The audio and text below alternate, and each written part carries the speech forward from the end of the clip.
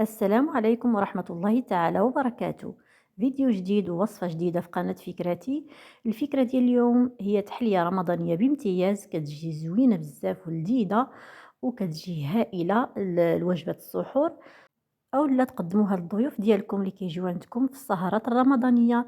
المهم هاد التحلية هادي بسيطة في المكونات ديالها، والمهم أنها كتوجد بسرعة وبدون تعقيدات. بقاو معنا حتى الاخر باش تعرفوا على المقادير وطريقة التحضير وفرجة ممتعة.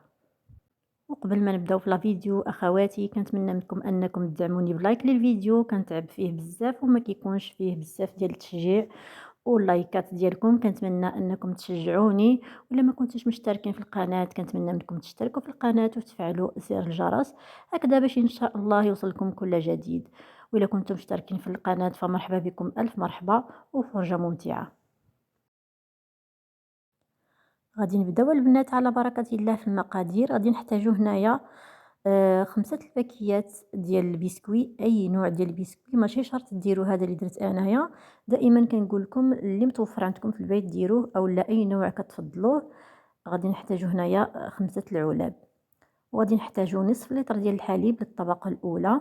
ملي غادي نبدا ندير غادي نقول لكم كل طبقة شنو درت فيها. غادي نحتاجو هنا الكاكاو، الحلو، وغادي نحتاجو النشا، غادي نحتاجو السكر حسب الذوق، وواحد الساشية ديال الفلان ديال الفاني، وغادي نحتاجو كذلك شوكولاتة البيضاء واحد 50 غرام. غادي نبداو على بركة الله نوجدو الطبقة الأولى اللي هي بسكوي. غادي نفتتوه هكا بيدينا، ممكن أنكم دوزوه في الهاشوار إلا بغيتو تنقصوا عليكم الخدمة.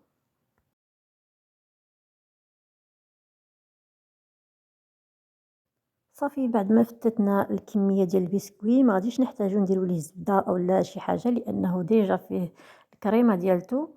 يعني داك البسكوي فيه الكريمة اللي كتلتصق وحدة مع وحدة، غادي نخليوه بالكريمة ديالتو، وغادي نستفوه هكا في الزليفات ديالنا أولا الكؤوس اللي بغيتو نتوما. ها هو هذا البسكوي كيفاش داير الشكل ديالو، كيعطي الطعم زوين بزاف لهاد التحلية هادي. غادي نديرو البنات واحد الكمية لا بأس بها في القاع ديال هاد الزليفات هادو اولا الكؤوس اللي بغيتو نتوما فاش غتقدموا التحلية، وندوزو باش نوجدو الطبقة الثانية.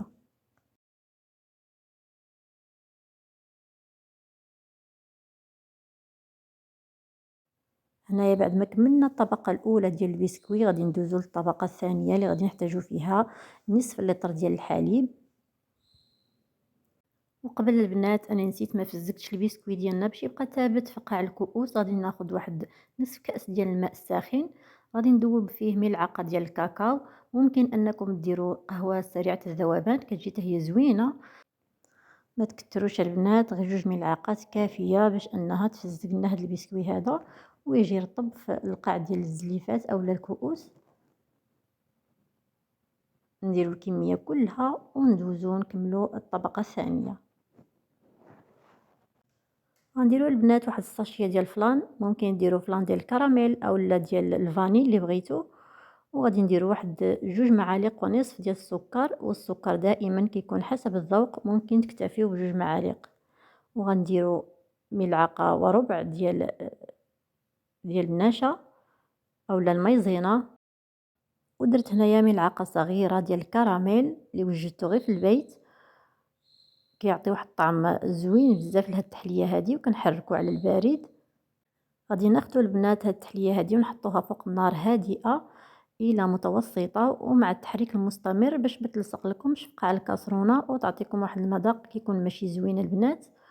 ومن بعد ما تعقد لنا هاد التحلية هادي غادي نضيفو لها واحد 50 غرام ديال الشوكولاتة البيضاء، كتعطي لها واحد الطعم كيكون زوين بزاف. ها هي وهي سخونة ضفت لها الشوكولاتة البيضاء البنات وحركتها مزيان، وغادي نبدا نخوي في الكؤوس ديالي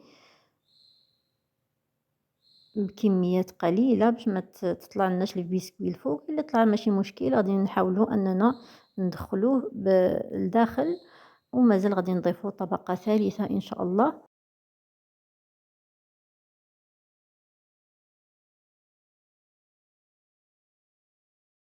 وبعد ما كملنا البنات الطبقة الثانية غادي نخليوها تبرد وندوزو نديرو الطبقة الثالثة اللي غادي نحتاجو فيها ان شاء الله نصف لتر ديال الحليب. غنديروه في الكاسرونة وغادي نضيفو عليه السكر كيكون دائما حسب الذوق.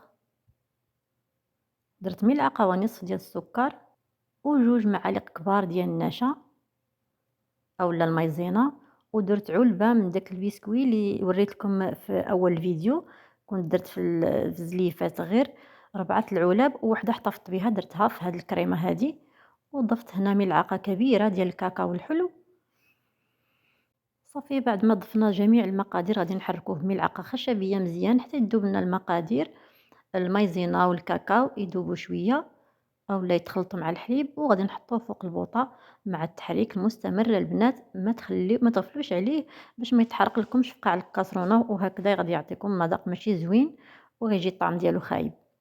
صافي غادي نحطوه فوق البوطه وحنا كنحركو مزيان على نار قليله، نبقاو نحركو حتى كيعقد لنا تعقد لنا التحليه ديالتنا. وغادي نضيفو عليها بعد ما نطفيو عليها البوطه جوج معالق كبار ديال الشوكولاته ديال الدهن. كتجي زوينه بزاف هاد التحليه وكتخليها كريميه، كتجي غزاله. غير جربوها وغادي تشوفوا انها كتجي ممتازه. صافي غادي نضيفو على الخليط ديالنا ونحركوه مزيان ونخويوه فوق الطبقه الثانيه بهذا الشكل اللي كتشوفوا. نخدمو بالزربه باش ما يعقدناش الخليط في القاع ديال الكاسرونه. غنكملوهم كاملين ونخليهم حتى يبردوا شويه ونخليوهم في الثلاجه حتى يبردوا مزيان، وندوزو لمرحله التزيين النهائي كيكون اختياري. غنعطيكم هنايا اقتراحات وانتم ديروا اللي بغيتو. خديت هنا واحد البسكوي اولا باسطه ديال كريمه الحامض كيجي زوين بزاف، وحكيته في الحكاكه كيف ما كتشوفوا. غادي نديرو حتى هو في التزيين. وعندي هنايا قشور ديال البرتقال معسلين كيجيو غزالين حتى هما في المنظر ديالهم ولا في المذاق كيجيو غزالين بزاف البنات. كنديرهم غير في البيت، ممكن الا بغيتوا الوصفه نحطها لكم في القناه. صافي البنات غنضيفوا القليل من هاد البسكوي على وجه التحليه ونضيفوا قشور ديال البرتقال المعسلين. ممكن تزينوا بالشوكولاته اولا تزينوا باي حاجه بغيتوها كيكون تزيين اختياري. شوفوا البنات هذا هو القوام ديال التحليه كيجي من التحت كتجي عاقده ومن الفوق كتجي كريميه ممتازه، ومن التحت كتكون ديك الطبقه ديال البسكوي كتعطينا واحد الطعم زوين بزاف في الفم. كنتمنى الاقتراح ديال اليوم ينال الاعجاب ديالكم وتجربوه في البيوت ديالكم للضيوف اولا الافراد الاسره علاش لا.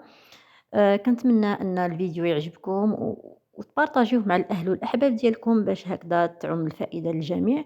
وكنتمنى تخليو لي لايك للفيديو. كانت تنساوني من لايك البنات، خليو لي واحد لايك للفيديو هكذا باش تشجعوني باش نزيد مزيد من الوصفات. والى ما كنتوش مشتركين في القناه كنتمنى انكم تشتركوا في القناه وتنضموا لاسره فكرتي وفعلوا زر الجرس باش هكذاكم ما نحط الفيديو يوصلكم البنات. بقيت فرجه ممتعه والسلام عليكم ورحمه الله تعالى وبركاته.